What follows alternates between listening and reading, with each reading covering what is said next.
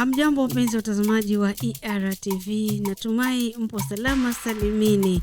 Tunajua kwamba mnatupenda sana na mnapenda TV yenu ambao ni ERTV Media. Kama kawaida kwenye kipindi chetu cha mada leo, kila siku hatukosi vitu vya kuwaletea, vya kuwafurahisha, vya kuwaburudisha. Lakini siku zote nakuwa siko peke yangu kwenye mega, labda unaweza kuwa ndo mara yako ya kwanza unatufuatilia ama unasikia vipindi vyetu kwenye mega. Ni Kurwa Efrazia, na siku zote nakuaga siko peke yangu, na kwa niko na wenzangu, na wenyewe pia wanaweza wakajitambulisha. Katika kipindi cha mada leo nipo Madam Jennifer. Utakuwa na mimi Mwasiti Jabindi. Sasa tunasikia hao ndio watu ambao tunakuwa tuko pamoja kabisa kuhusiana na kipindi chetu cha mada leo. Na kwa siku ya leo tumependelea kuzungumzia kuhusiana na wamama wengi ambao wanapenda kuwa kwenye ndoa zao, alafu inatokea wanaachika na wanakuwa hawapendi tena kurudi kwenye ndoa zao. Ndio kitu ambacho tutazungumzia kwa siku ya leo, tujue ni kwa sababu gani, tuchangie na wenzetu ni kwa nini hawapendi kurudi kwenye ndoa zao na ni kwa nini wanapenda kuishi usingomaza. Nafikiri ni hivyo. Kwa upande wangu mimi naona wamama wengi ambao wakishaachika kwenye ndoa zao wakarudi majumbani kwao wakawa masingomaza, hataki kurudi kwenye ndoa zao kutokana na jinsi alichopitia kwenye ndoa yake. Kuna mambo mengi wamama wanapitia kwenye ndoa zao, kwa hiyo inawalazimu iwe ngumu. Akifikiria iwe ngumu kurudi kwenye ndoa. Anaamua bora akae awe singomaza. Lakini ukumbuke kwamba mimi naweza nikazungumza tu kwamba labda inaweza kuwa kuna baadhi ya watu wenye ambao wanakuwa na tabia zao. Anaona kwamba mimi kama ameshazoea usingomaza, unaona kwamba hawezi akarudi tena kuishi na mume. Labda mume anakuwa ni kero, labda mume anakuwa anampangilia, anasema mimi muda wa kwenda kazini ni haya na kurudi ni haya masaa. Nafikiri ni hivyo. Mimi upande wangu ni hivyo. Sijui mama naye anazungumza nini kuhusiana na hivyo. Kuhusiana na wamama wengi wanaotoka kwenye ndoa na kushindwa tena kurudi kwenye ndoa zao. Yaani huwa inategemea sasa na mazingira aliyokuwa akiishi katika hiyo ndoa yake. Unakuta kuna wengine anapenda tu kwamba labda alikuwa na tabia zake mbaya, yeye huyo mama sasa, kama ni mama kama ni dada, anakuwa na tabia zake mbaya, anaona kwamba na sasa nimetoka pale nimeenda kuwa huru kwa kufanya mambo mengine. Lakini kuna wamama wengine wanapotoka kwenye zile ndoa zao wakaenda wakawa masingle mother. Inategemea na kule ndo naposema kwamba inategemea kwenye familia zao waliishi namna gani. Inawezekana kule kulikuwa kuna unyanyasaji, kuna namna gani. Kwa hiyo anapotoka kule inaenda kumpa nafuu, inampa nafuu fulani. Kuna wengine labda alikuwa kwenye ndoa zake, kwenye ndoa akawa anazuiliwa labda kufanya biashara. Mwanaume hataki hataki afanye kitu chochote kile, lakini anapokuwa amejiachia tayari ameshatoka, anaweza kufanya labda mambo mengine, labda biashara, kujitafutia riziki, na anaona kwamba kumbe na uwezo wa kupata hela na nikafanya mambo mengine, labda nikajenga au yani akafanya tu vitu vya maendeleo. Kwa sababu asilimia kubwa wanaume wengi huwa hawapendi wanawake zao wafanye shughuli za kimaendeleo. Lakini mama, mimi hapo ningesema sasa, kwa nini mwanamke, wewe unajua umetoka kwenu, umeenda kuolewa, alafu unafika huko unabadilisha tena nani ya kusema eti mimi siwezi nikarudi kuishi na mwanaume ama kuishi na mume wangu? Ni kwa nini? Na wakati wewe mwenyewe ulitoka pale nyumbani na nyumbani wakakuridhia, ukaenda ukaolewa kihalali, alafu huko baadaye unakuja kubadilika. Siku zote mwanamke anapotoka kwa baba yake na mama yake kwenda kwa mume wake, siku zote huwa anakwenda kwa mapenzi. Akitegemea kwamba nikifika kule ndio nakwenda kuanzisha familia, sio? Ninakwenda kuishi na mpenzi wangu, tutengeneze familia, watoto, nini, si ndio? Tutengeneze maendeleo. Sasa inategemea kwamba umekwenda katika huyo mumeo sasa. Huyo mumeo umeenda kukuta sasa nyingine ni kitupu. Yaani shida ni hiyo. Sasa ukienda kukutana na kituko kule, ndio unaanza sasa kuangalia mlango wa kutokea. Yaani nafikiri nasababisha wewe mwenyewe ukimbie. unatoka mbio mwenyewe. Lakini ni tabia, mimi upande wangu. Sio tabia, sasa nikasema ni tabia kwa sababu kuna mwanaume ambaye anaweza kuwa amekuoa na kupenda kwa dhati. Lakini sasa kuwa tabia ya mwanamke inasababisha ukimbie. Mamdogo.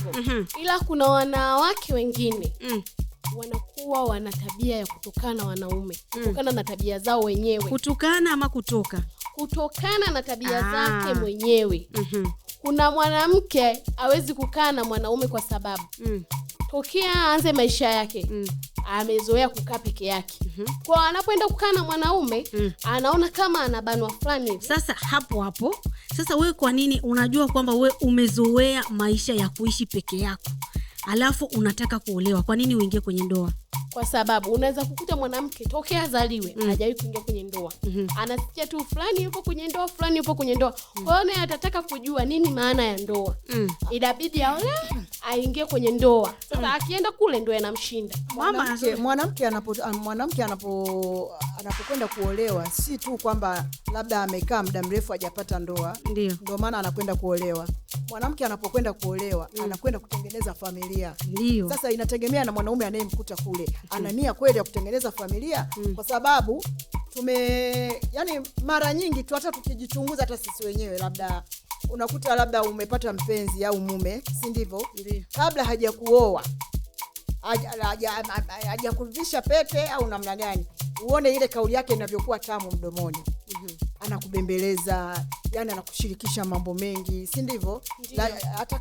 Utakapofunga tu ndoa na yeye, si ndio? Utakapofunga tu ndoa, maisha yenu mazuri mwezi mmoja. Anaanza kubadilika hata muda alikuwa anakuja nyumbani alikuwa anakuja labda saa 2, sasa anaanza kuja saa 4. Alikuwa labda anakushirikisha baadhi ya mambo unaanza kuyasikia kwa majirani kwamba labda baba fulani amefanya 1 2 3. Anaweza akawa labda ananunua vitu vya maendeleo akushirikishi. Anaweza akawa labda anataka kutoka safari, anakuja kuambia tu siku hiyo mimi leo naondoka na kwenda sehemu fulani, hajakushirikisha. Kwa hiyo ndio matatizo huwa yanaanza kuanzia hapo. Lakini inategemea na kazi ambazo mwanaume anazifanya. Nafikiri ni Pharmacist.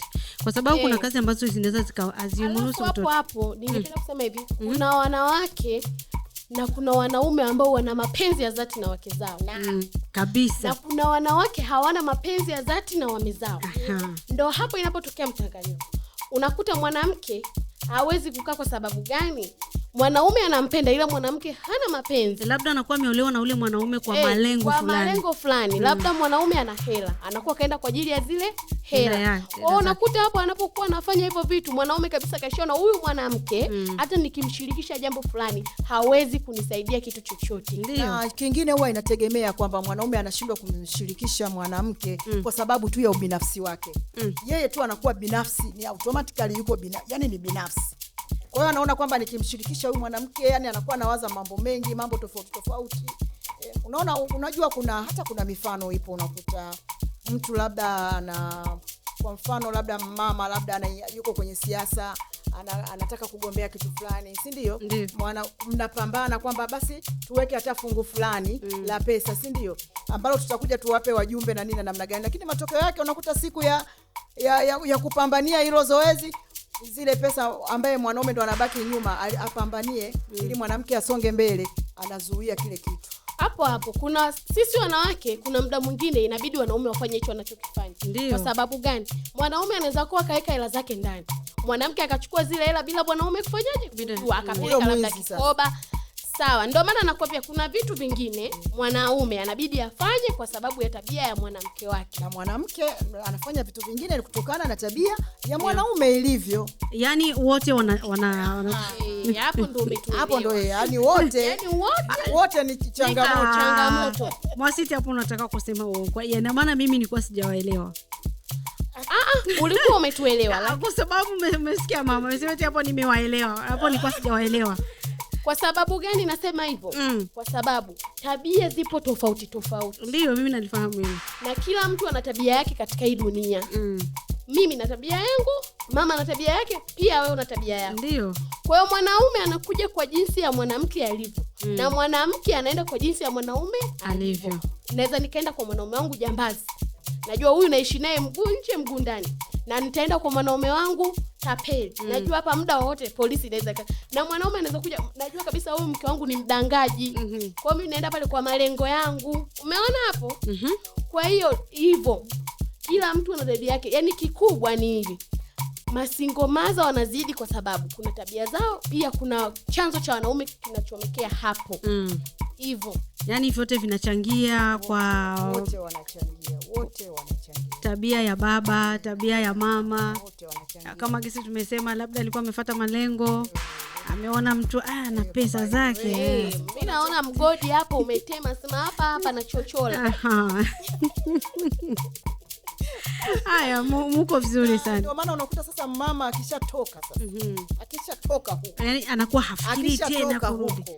Huko kwenye makelele, kwenye mangumi, kwenye kunyimwa hela ya matumizi, sijui kwenye kufanyaje.